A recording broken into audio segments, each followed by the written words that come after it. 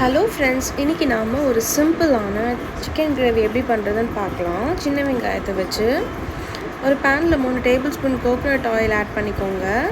எண்ணெய் நல்லா காஞ்சதும் ஒரு கப் ஃபுல்லாக ஒரு 30 சின்ன வெங்காயத்தை ஆட் பண்ணிக்கலாம். ஏன்னா சின்ன வெங்காயத்தில் செய்யும்போது செம்ம டேஸ்ட்டாக இருக்கும். இப்போ தேவையான சால்ட் ஆட் பண்ணிக்கோங்க. நல்லா மிக்ஸ் பண்ணி விடுங்க. சின்ன வெங்காயமில் ஆட் பண்ணுற சிக்கன் டேஸ்ட்டு சூப்பராக இருக்கும். சும்மா ஒரு ட்ரை பண்ணி பாருங்கள், செம்ம டேஸ்ட்டாகவும் இருக்கும். இப்போ வெங்காயம் நல்லா வதங்கினதும் ஒரு 20 பல்லு பூண்டை நம்ம ஆட் பண்ணிக்கலாம். தட்ட வேண்டாம், நீங்கள் அப்படியே ஆட் பண்ணிக்கோங்க. நல்லா கலந்து விடுங்க. நல்லா இந்த கோல்டன் ப்ரௌன் வந்த உடனே இப்போது ஒரே ஒரு தக்காளியை நம்ம தின் ஸ்லைஸாக கட் பண்ணி இதில் ஆட் பண்ணிக்கலாம். நல்லா கலந்து கொடுங்க. தக்காளி நல்லா வதங்கணும். நல்லா மிக்ஸ் பண்ணி விடுங்க. தக்காளி நல்லா இந்த கன்சிஸ்டன்சிக்கு தொக்கு பதம் வந்த உடனே இப்போது நம்ம 2 டேபிள் ஸ்பூன் வீட்டில் அரைச்ச குழம்பு மிளகாத்தூள் ஆட் பண்ணிக்கலாம். நீங்கள் வேறு எதுவுமே ஆட் பண்ண வேண்டாம், ஜஸ்ட் இந்த 2 டேபிள் ஸ்பூன் மட்டும் ஆட் பண்ணிக்கோங்க.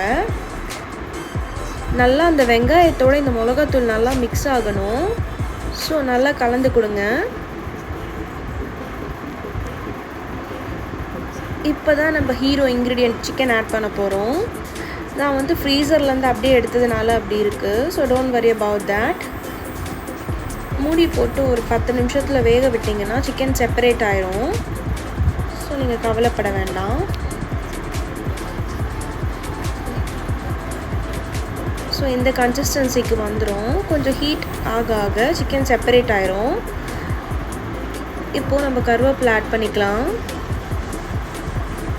நான் ஃபைனாக சாப் பண்ணி போட்டிருக்கேன். நீங்கள் உங்கள் விருப்பம், நீங்கள் முழுசாக கூட ஆட் பண்ணிக்கலாம். நல்லா கலந்து கொடுங்க. எண்ணெய் பிரிஞ்சதும் நம்ம சிக்கன் கிரேவி ரெடி. இது செய்ய ஜஸ்ட் ஒரு 20 மினிட்ஸ் தான் ஆகும். ஆனால் செம்ம டேஸ்ட்டாக இருக்கும். எல்லோரும் ஹாப்பியாக ஜாலியாக செஞ்சு சாப்பிடுங்க.